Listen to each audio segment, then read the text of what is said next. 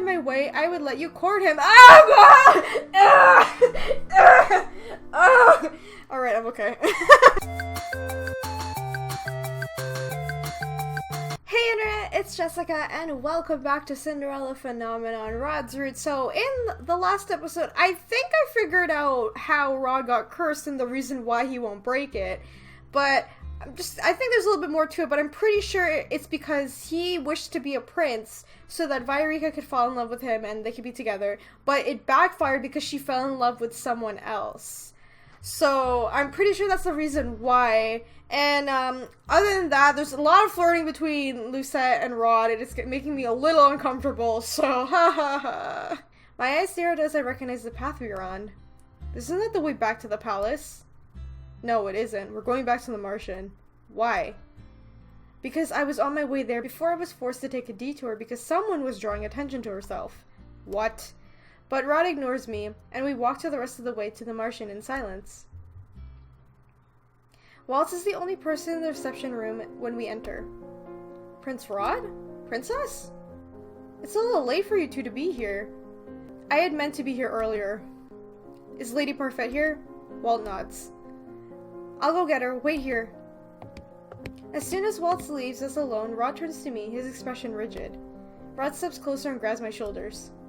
Whoa, okay, that's not okay to touch her. I don't care if they're step-siblings or whatever, you shouldn't grab anyone like that. I wasn't able to say so earlier because we were out in public, but you should know that just how much danger you are in right now, and yet you thought it was okay to go around on your own? It was my day off today. It is not unreasonable for me to want time to myself. Time to yourself. Don't you understand the meaning of be careful? Why would you do something as foolish as going out into town alone? Cannot help but bristle at his own tone. Why are you so angry? Because you're... Rod trails off and looks away. Because you're family. Oh. Then why the flirting? Why the flirting? If they're family, why the flirting? Okay. So you're finally acknowledging me as family? I notice his cheeks turning red. To be honest, you're less a family member and more just... important. Oh god. Important. Because all that you have done for Emmeline. You're important to my sister. He looks uncomfortable, he says the words, and I cannot help but marvel at his embarrassment. Why is he so embarrassed? But Rod changes the topic as he turns away from me. Why were you with Viorica? I can only think the only reason you'd speak to her. My curse. You thought that you'd find out about my curse through her? I shrug. I can only assume that your curse has something to do with Viorica. I look up when Rod says something, and then stare at the curious sight before me. He has taken Sebi off his shoulder and is holding the doll in his hands, away from his face. The two seem to be engaged in some sort of silent conversation. Then gently, Sebi speaks words I can hear. This is the right thing to do. You need to let her help you, Rod. Rod bites down on his lower lip before briefly closing his eyes, eventually returning Sebi to his usual spot on his shoulder and turns to me. Fine, you're stubborn and you're not going to quit investigating unless I tell you, are you? You're right, Viorica is the reason I was cursed. Rod sits down on the settee and lets out a heavy sigh. His eyes are far away as he speaks to me. I was in love with Viorica, but I wasn't brave enough to tell her. I just followed her around like some puppy. One day, Viorica hadn't come home, and it was raining very heavily, so I went out looking for her. I found her walking alone on the bank of the river. I called out to her to tell her to be careful, but I didn't think she'd ever hear me. She slipped and... Rod swallows. He clenches one of his hands into fists. She fell into the river. I dived in after her. I somehow managed to get both of us onto the riverbank, but it didn't look like Viorica was breathing.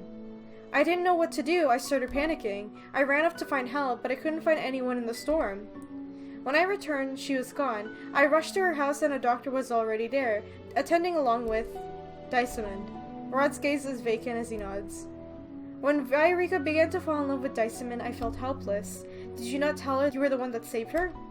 Why would I? Viorica was happy believing that she and Dysomond were fated to be together.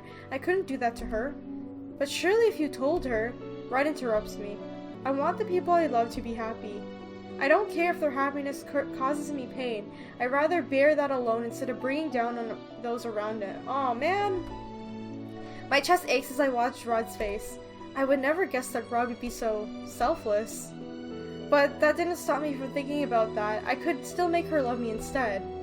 I decided to become what I thought Bairika wanted the most, the Prince Charming of the fairy tales she adored.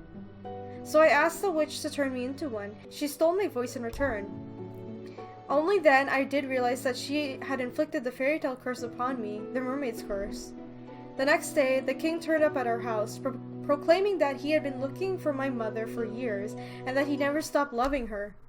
When the king married my mother, I became a prince. It was just as the witch promised. Oh! I'm actually really curious now. Was the king really in love with the mother? Because it seems like he really wasn't. It just happened because he wished for it and then he got cursed. I remember Rod saying before, if my father was still around, my mother wouldn't marry the king. So I'm assuming that's the only reason why the king found her, because he wished for this. But it didn't matter. I didn't see it when I made the deal with the witch, but I couldn't be blind to it forever. Diceman and Bairika really do love each other. They make each other happy. Nothing I can do will ever change that. Rod, Prince Rod? Oh! Parfait pauses in a track when she sees me. Have I interrupted something? No. Rod moves over to Parfait, but he stops to glance back at me. I won't be long.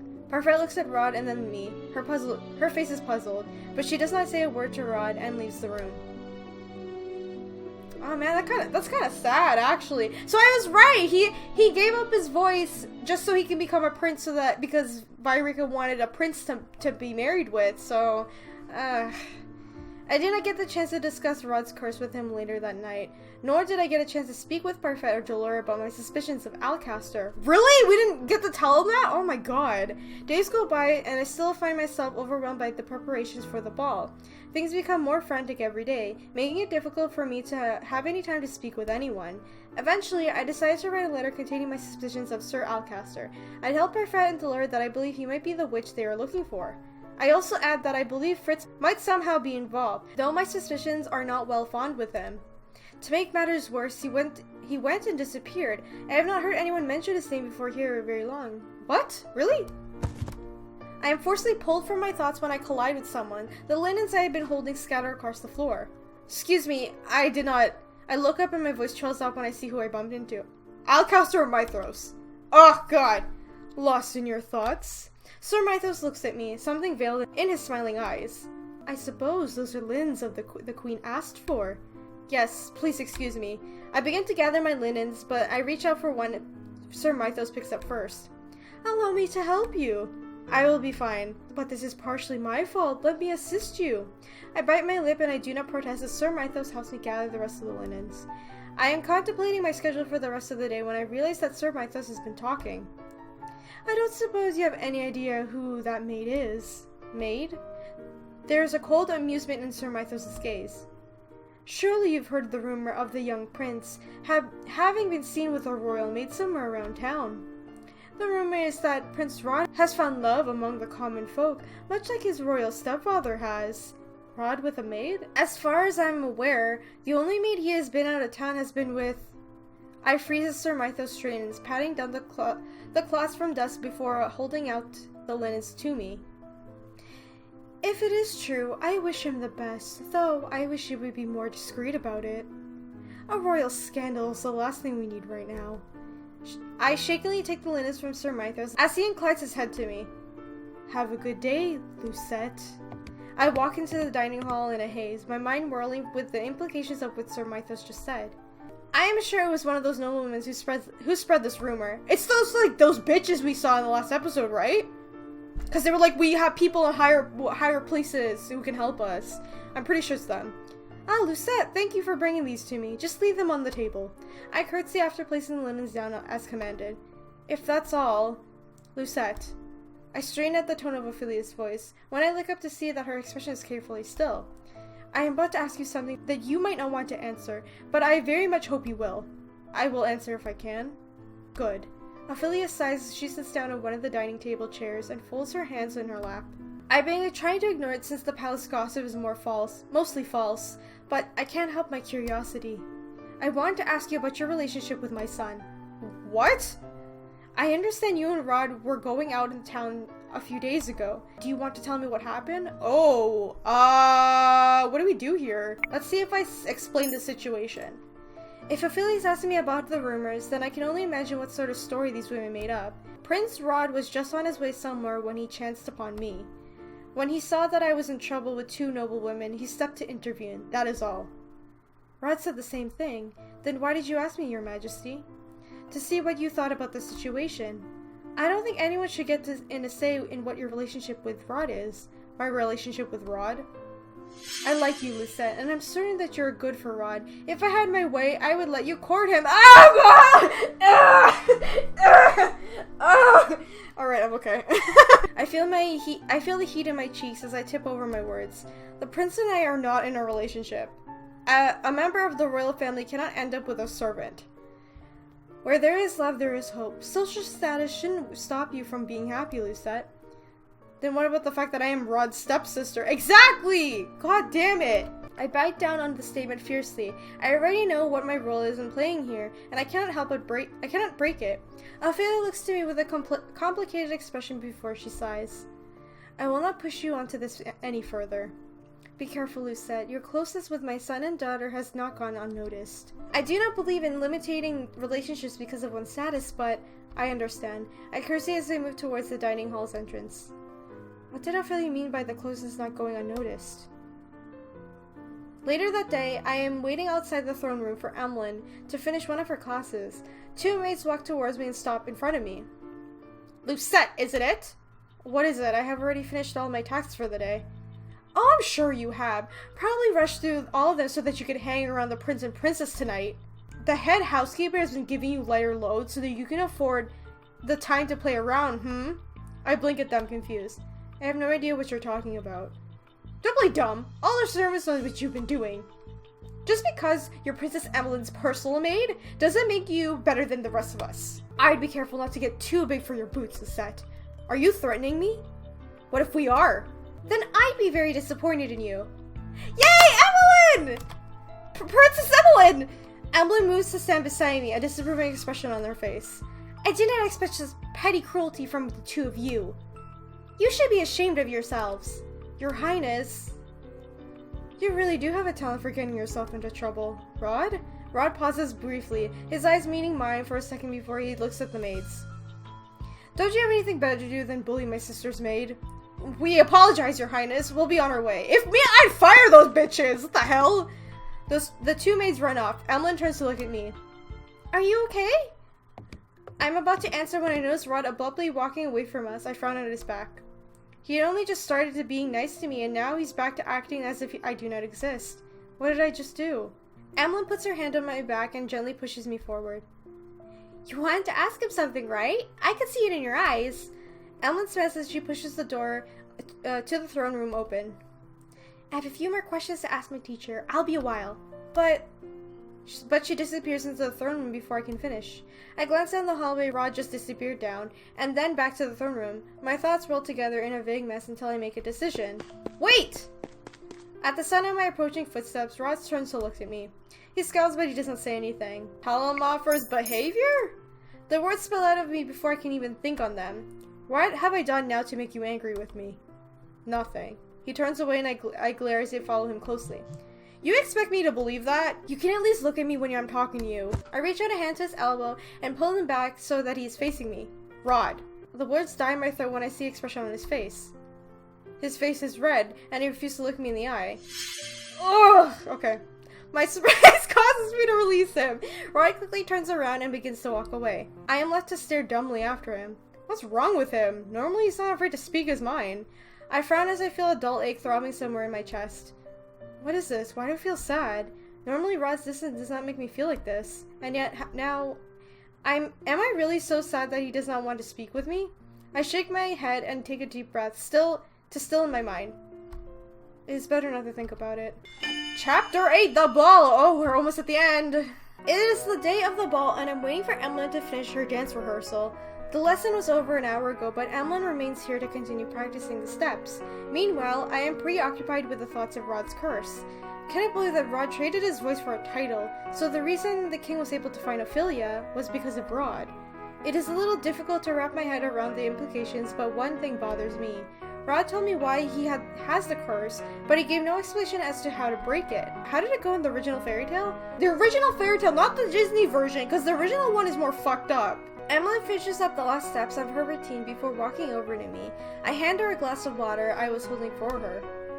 Thank you, Lucette. Emily must notice my curiosity because she stops to look at me quizzically. Is something the matter? I read a little bit of that fairy tale but never finished it. Can you tell me the whole story of the Little Mermaid? The Little Mermaid? Emily takes a seat on one of the chairs bordering the throne room and gestures me to take one in the opposite to her. Telling a fairy tale is always a good way to wind down. Once upon a time, there was a mermaid who fell in love with a handsome prince. One day, when she swam to the surface of the ocean to find him, she saw that the prince was celebrating his birthday on the grandest ship in the kingdom. The Little Mermaid was captivated by the human party and stayed to watch. Then suddenly, a violent storm hit, and the prince was thrown from the ship into the ocean. The Little Mermaid saved the prince and took him to safety to shore, but she could not stay long. She eventually had to return to the ocean and leave him on land. This is similar to Viorica's rescue. The Little Mermaid was so in love with the prince that she went to a witch to see who offered to trade her a potion that would turn her mermaid tails into legs. They struck a deal. The mermaid would sacrifice her beautiful voice for the legs so that she could live with the prince on land. So in Rod's case, he traded away his voice to become a prince. However, the sea witch gave the Little Mermaid a warning and said that if she wasn't able to make the prince fall in love with her, there would be a consequence. Consequences? Yes. If the prince fell in love and married someone else, the mermaid's heart would break and she would dissolve into sea foam. I cannot help but recoil. My expression must be betraying my horror because Emily quickly shakes her head. There's no need to be worried. Rod said that his curse is different from the fairy tale. And you believe him? Emily shrugs helplessly as she puts down her now empty glass of water. The Fairytale Curse always gets twisted to the original fairy tale, right? Besides, it's not if Rod traded his voice for legs, and I've never heard of the cursed person that died because they cannot break their curse. That may be true, but Emily doesn't know what Rod traded his voice for. She doesn't know that he did it to become Prince for Viorica. Rod is already hiding things from her. Is it possible that Rod will die the day Viorica marries Dysamin? I hope not. That's really fucked up if that's true. Later that day, I found Rod in the dining hall. He appears to be inspecting the seating arrangements for the night's banquet. He glances up briefly to look at me before returning to his attention place cards with the guest's name on them. What is it? I've been looking for you all morning. I am distracted from what I'm about to say when I notice Rod switching the positions of two cards. I frown and I catch the names on them. He's moving Viorica's place at the table. Is he trying to make sure she sits far away from him as possible? Surely you have better things to do than stay in here. What happens if you cannot break your curse? Rod's movement stutters before he shakes his head sharply. That's something you do not need to know. Plead with him. Let's try this. Something aches deep within my chest at Rod's coldness. Please. Rod startles so strongly that he almost drops the place card he's holding. Please tell me. We've been partners for months now. But I've barely... Yes, I know that it's an unusual partnership and the most of our helping each other has been subtle, but... I'm only one good deed away from breaking my curse, while you seem to be no closer to breaking your curse than when we started. I will do whatever I can to help you with your curse, Rod. So please let me help you. Silence falls. Moments later, Rod sighs and looking away from me. Some unspeakable sad emotion shines through his eyes. Even if you want to help Lucette, there's nothing you can do. Dread settles into the pit of my stomach at Rod's words. Could I be right? Will Rod actually die if he does not manage to break his curse? Yo, we already saw Karma die. I mean, this is awkward relationship, but I wouldn't want Rod to die either. Elman told me the story of the Little Mermaid. She said that the mermaid dies if the prince marries someone else. Rod, when Viorica marries Dysamin, will you... My voice trails off when I hear the sound of the door behind us. Is it Ophelia or the king? Rod rushes forward and grabs me before I can glance back at the door. What the hell? Ow! I begin unaware of the weight I'm holding down onto the floor. The impact of the ground against my head blurs my vision, making it impossible for me to see what is happening at first. Am I underneath the dining table? I struggle to sit up, but the weight pushes me down once again, forcing me to be still. Quiet. Rod? Why did you push me underneath the table? I'm about to ask him out loud when the sound of the footsteps silences me. I cannot help but remember what Sir Mythros was saying about the rumors. If Rod and I were seen alone together by the servants, the rumors will no doubt get worse. But why is Rod doing this? I stay quiet as people that entered the dining hall began to talk. How strange for this place to be empty at this time of the day. There's a pause, and then another voice speaks up. You better have good news for me, Mythros. Sir Alcaster and Sir Mythros? Rod's hands tightens around my shoulders. Everything is as you requested, Sir Alcaster. There should be no issues. There better not be. You've disappointed me before, Mythros. I would be careful not to try my patience again. Yes, Sir Alcaster. Sir Mythros sounds oddly subservient. But why? The two of them both ranked equally, and neither of them should have the answer to anyone other than the king. Unless Sir Alcaster truly is the witch and is forcing Sir Mythros to obey him with a spell. Wait a few minutes after I leave. We should not be seen together. I do not hear Sir Mythros respond, but I can hear Sir Alcaster leaving the room. Sir Mythros sighs out, but is otherwise silent when he leaves the room after a few moments. I inhale fully as the door closes behind Sir Mythros. This is bad. I was so engrossed in Sir Alcaster and Sir Mythros' conversation that I only just now realized that Rod is hovering over me. Oh wow, this is really awkward again! Hey, are you alright? Are you hurt? You look a little... Rod suddenly pauses and he knows our position. He stares at me for a few moments, eyes wide. He scrambles up from underneath the table, and by the time I do, the same he is standing far away from me, his gaze fixed on the wall. He is bright red. It would be funny if I weren't the same color. Rod clears his throat. It seems that Sir Alcaster really is the witch, if he has the ability to make Sir Mythros obey him. Lady Perfect should be told immediately. Rod turns on his heel and leaving the dining room. Rod, wait. What? This is urgent, Princess. I can't just... When Viorica marries Dysamon, will you die? Rod pauses for a moment, but I can tell that his panicked expression that he will not speak. You're running out of time, Rod! My eyes are fixed between Sebi and Rod. What does that mean? Nothing. He turns away from once again and he starts to walk away. What the fuck? Rod? There must be something in my voice that makes Rod stop because he turns to look at me. Please stop running away from this. What would knowing the answer achieve, Lucette? Though Rod's words are harsh, his tone is soft. There's nothing anyone can do. Leave it alone, Lucette. It's for the best. I couldn't help but get mad at Rod's dismissive tone. I moved towards him, frowning. How can you say something like that? You're not the only person that will be affected if you keep refusing to do anything to break your curse. Can you imagine what your death will do to your sister? To your mother? Losing you would destroy them! Rod's face is suddenly inches away from mine. He places his hand to the wall behind me, caging me in. Okay. His face is flushed with anger, but the look in his eyes is tormented. My family has been dealing with the consequences of my actions for a majority of my life. Don't think that I know what the effect my curse will have on the people closest to me. Besides, I don't want you involved in this too. His voice is a whisper, but I can still hear his words. Rod pushes away from me and stalks off as I stare at him. He said that, but he still does not do anything to try to break his curse. I do not understand him at all. What is stopping him? Is it just because he doesn't want Viorica to be upset or unhappy or something like that? Because he thinks that she's very happy with Dysamon? Is that why? Rod is absent from the palace for the rest of the day, and I only return once the sun is set to prepare for the ball. I have not been able to talk to him since, but I assume that he has been to the marshes to tell Delora and Parfait about the suspicions of Sir Alcaster being a witch. I hope they come up with an effective plan to dealing with him. The palace is not safe as long as he is here.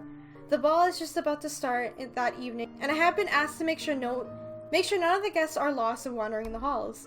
I have been walking around for a while, directing any late guests into the right direction. That should be everyone. But as soon as I turned the corner, I noticed two people lingering by the column. Excuse me, the throne room is... I pause when I look more closely at the two men in front of me. I recognize one of them instantly. Oh, it's Fritz! This is totally Fritz, okay? We already know he's cursed. I'm pretty sure that's him. And I don't know what curse he has, though. He has like a Dr. Jekyll Hyde kind of vibe right now. What is Sir Alcaster doing outside the throne room, and who is that man with him? Oh, Lucette. Sir Alcaster gestures me towards it, and I approach warily. This is Varg. He is one of the guests for the ball. Varg sweeps aside his capes and bow, and I curtsy and dip my head to hide my expression. I have not heard of Varg, and why would he be bowing to a mere maid? Also, why is he wearing such an elaborate costume and mask? This is not a masquerade ball. If Varg is acquainted with Sir Alcaster, then there's no telling who or what he truly is. Varg is one of the suitors for Princess Emmeline. Oh, really? Would you please escort him to the throne room? I will be along shortly. Varg's politeness is even more suspicious. Of course, Sir Alcaster. I meet Varg's gaze briefly, and I cannot help but frown at the way he is smirking at me. This way. Varg and I make our way towards the throne room. Cannot help but feel wary of the fact that he is falling behind me where I cannot see him. If the maids are this lovely, the princess must be truly beautiful. Varg laughs and I grip my teeth at the sound. What? It was meant as a compliment. There's no need to look at me like that. Varg looks at me curiously. Our maid's not allowed to speak in this place. I have nothing to say. Not the most cheerful person on the staff, are you? Thankfully, the doors to the throne room appear as soon as we turn the corner, and I do not have to come up with a response to his words. We are here. I gesture towards the throne room and move to leave, but Varg's voice stops me. You should at the very least escort me inside and introduce me to the princess, don't you think? Isn't that what maids should do? Technically, that is the announcer's job, but Varg came in so late that he probably already missed the introductions. I wouldn't want to think badly of any of the servants at the palace. I take a deep breath to calm myself, turning towards the doors. Follow me. I can tell from the moment I step into the room, the official introductions have already passed. Most of the guests have already begun to mingle with and scattered across the throne room as the band sets up. No one notices when I walk in towards the throne room in front of Varg. I do not trust Varg, not if he's associated with Sir Alcaster. I might have no time to warn someone about him while I'm still distracted, but who? Warn Rod, warn Emmeline. Rod? I don't know. My eyes fall on Rod and I notice that he's leaning against one of the walls away from the crowd. I head directly for him, moving quickly so that Varg might not be right behind me. Rod. Rod frowns at me and I come to stand in front of him. What? There was a man here called Varg. I think Sir Alcaster brought him. Sir Alcaster? Apparently Varg is one of his suitors for Emmeline's hand. Rod glances past me at Varg, his eyes narrowed. Is that him? Is that Varg? When I turn back and I follow his line of sight, I almost gasp in shock. Varg is bent over one of Emmeline's hand, clearly having just pressed his kiss on the back of it. Oh no. Should have kept him away from Em. But, fuck, I picked the wrong thing! Shit! Alright, Emmeline. My attention is quickly drawn to where Emmeline is moving between groups of people, introducing herself and making light conversations. I know this will be frowned upon, but Emmeline's safety must come first. I make my way quickly over to Emmeline and curtsy just off of the side, trying to draw a little attention to myself as possible. Princess Emmeline, may I have a word? Emmeline is clearly shocked at my intrusion, but she masks that well. Excuse me, it appears my man has something for me. I draw her close to the walls where the crowd has blocked us from view. I wasn't expecting you to be here, Lucette. Not that I mind, but won't you get in trouble? There's no time for that. I take her hand into mine and look at her somberly. You had to watch out for this man in the mask. Sir Alcaster brought him to the ball. Why should I be worried then? I cannot exactly tell her that I think he is a witch right now. There are too many people looking. Just please be wary of him. I'm sure there's nothing to be worried about from anyone here, Lucette, especially if Sir Alcaster is involved. On the contrary, if Sir Alcaster is involved, I would recommend you staying on your guard, Emmeline. Rod? I turned in shock to see Rod suddenly standing beside me. You should trust Lucette. Excuse me. Uh-oh. I jump back at the sound of Varg's voice. Rod takes a step forward and places his hand on my shoulder to steady me. I don't believe we were introduced. Varg looks at me for a few moments, but I say nothing. He eventually turns to Emmeline, a wolfish smile on his face. My name is Varg, and you must be Princess Emmeline. The tales of your beauty do not do you justice. Emmeline flushes as Varg reaches for her hand. He presses a kiss to the back of it, still grinning. I can feel Rod tense beside me. May I have the first dance? Emmeline bites down on her lower lip and stares at him. I become acutely aware of just how quiet the throne room has become. She cannot refuse him with so many people watching her. I feel sick, but I cannot bring myself to say anything as Emmeline puts her hand on Varg's. I accept, Lord Varg. Oh no. The moment Emmeline makes her way to the center of the dance floor, a man signals the band and the musician starts playing. This feels wrong. I can only nod as I watch Varg pull Emmeline closer. At first, it is just that he and Emmeline are dancing, but then the other couples gradually trickle in to join them. Do not like this at all. Rod and I watch in silence as the first dance continues on. I know for a fact that Rod must have seen a dreamy smile on Emmeline's face as certainly as I can. When the music stops, both of us move as one towards Emmeline. Even though the dance is over and Varg releases her, they still stand close together in the center of the room. The silence is interrupted when the double doors open and Sir Alcaster, along with two knights, stalk into the center of the room, where Emmeline and Varg stands. The arrival causes an uneasy stir in the crowd. The knight rises from the throne and eyebrows drawn. Alcaster, is this some kind of disturbance? Alcaster says nothing as the knights station around the room, approaching Emlyn and Varg and stand around them, encircling them. Emlyn's expression shifts in confusion to fear. The crowd becomes even more anxious. The fuck's happening? Alcaster, explain this! Alcaster briefly glances at him but says nothing. He turns back into the knights, snap his fingers. The knights pull out their swords and point them at Emlyn. What the fuck? I reach out to grab Rod's hand before he can make his way towards her. Rod, it's too dangerous! I know, but thoughtless actions have the potential to put Emlyn in even more danger. Rod's only response is to tighten his grip around my hand. I place my other hand over his to reassure him, and slowly but surely his grip begins to loosen. I turn my gaze back to the king. Alcaster, stop this immediately! What do you think you are doing? Something I should have done a long time ago. I have nothing but the loyalty to this kingdom, and all I have ever wanted was for Angielle to thrive. But ever since the queen died, this kingdom has become weak. It is because of you, weak ruler Gennaro. What? The people were mostly productive back then, more disciplined during the late queen's reign. The kingdom has become less productive without fear to drive them. When there is power, there is order. Power is not something that should be needlessly used to control people. It is used to protect them. You, of all people, should know that. Sir Alcaster shakes his head. I, of all people, know the order is what makes the hierarchy stronger. I am only doing what is necessary. I am recognizing the system. Hand over the crown, Gennaro. Oh, he's threatening. Oh, shit! This is what happened when we were with Karma, but we weren't in the palace. Oh my god. Sir Alcaster turns his head to Varg, who remains standing beside the scared Emlyn. You will obey me if you do not want your precious daughter harmed. Please leave my daughter out of this. Emlyn steps back, her eyes now brimming with tears. Varg, seize the princess. As soon as Sir Alcaster gives the order, Rod immediately lets go of my hand and rushes towards his sister. No! Rod, no! I quickly follow after him, but Rod is suddenly stopped in his tracks. I bump abruptly into his back. Rod? Varg! Sir Alcaster's booming voice echoes around the room, which has suddenly gone eerily silent. My eyes move to Varg, but he is standing motionless. What's happening? Finally, Varg smirks. He steps onto the side, standing in front of Emlyn, as if he was blocking her from view. Sir Varg? You must be delusional, old man. I'm not letting you getting anywhere near the princess. Oh, shit. The knight's next movements are blur as they rush at Sir Alcaster. In the mere moments, he has been disarmed and pinned to the ground. Several more knights have also appeared from behind to surround Sir Alcaster. A man emerges from between the circling knights. He moves to stand beside Varg and Emlyn. Sir Mythros looks at Sir Alcaster disdainfully. What's the meaning of this, Mythros? We had a deal! The anger is now plausible in Sir Alcaster's flushed face. Did we now? Mythros, explain yourself. Sir Mythros drops to one knee in front of the king. Of course, your majesty. He raises his head slightly to look at the king. I have known for a while that the man you see before you is a traitor. I was even aware of his plans, but I could not tell you of them without any evidence. 2 of your knights have tried to inform you of these plans before, but we all looked down on them and with disdain. I had to make sure that I did not come unprepared like they did. Oh, wait, he's talking about, the Gerland ship. That's who he's talking about, right? Jern and Garland? What? Both of them knew of Sir Alcaster's plans? Was that the reason why they were so disarmedly charged? For false accusations? I knew enough of his plans that I could not thwart it.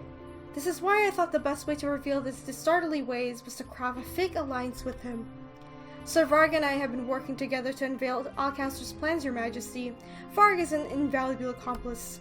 Wait, so Sir Mythros has been pretending to work with Sir Alcaster this whole time?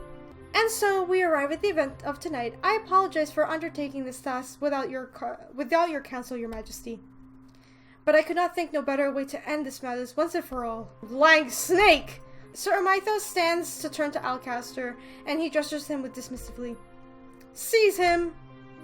He's such a Peter Baelish type of character. What a fucking asshole. Oh my god. The knight's next movements are a blur. The men rush to Sir Alcaster, all of them at once in a mere movement. Sir Alcaster has been disarmed and is now pinned to the ground. Isn't Sir Alcaster a witch? Why is he not using his magic? Mythros, I am indebted to you for saving us. This whole kingdom is. I only did what was necessary, your majesty. The king glances at the knights, then Sir Alcaster, his gaze steely. Take him away. Sir Alcaster struggles uselessly against the knights as they drag him away. He is nearly out the door when he starts screaming at the king. Gennaro, you are a fool! That man is a witch! A snake! You can't trust him! No, Alcaster, I was wrong to put in trust in you. Even as Sir Alcaster is pulled into the room, we can hear him babbling in the hallways about a witch. Sir Alcaster never used magic to escape. Was he truly not a witch? Are you alright, princess? I am pulled away from my thoughts when I hear Vogg's voice. He is now trying to comfort the shaken Emmeline. For a few moments he looks away and then his eyes meet mine. He smiles, but it is fleeting. The moments later, his attention is back on Emmeline. Okay, so I'm gonna end the episode here. That was really interesting. How, once again, Varg double-crosses his own father. Or I should say Fritz. Fritz double-crosses his own father, like we saw in Karma's Route. And at the same time, Rod is probably gonna die, right? That's what's gonna happen with him if he doesn't stop Viorica from marrying Dysomon. And also, Mythros is such a bitch. I like it though. I kind of like it. Not gonna lie, I kind of like his shady ways, but in the same way, he's still a snake and we can't trust him. Anyway, if you guys enjoyed this episode of Cinderella Phenomenon, remember to leave a like, comment, and subscribe to join the companions. And if you would like to support the channel on Patreon, there is a link in the description where you can check it out. You got early access to videos for Patreon only, the Discord server to come talk to me, and a bunch of other cool stuff. Or if you would prefer to support the channel by shopping through my shop, that's another way you can check out the link in the description. Alright, so I think we're near the end now because we're at chapter 8, right? Okay, so I will see you guys in the next video. Bye! Oh my god! I know you can't see this because I have to blur, but the dude has piercing. Smelled it so delicious and... Oh god!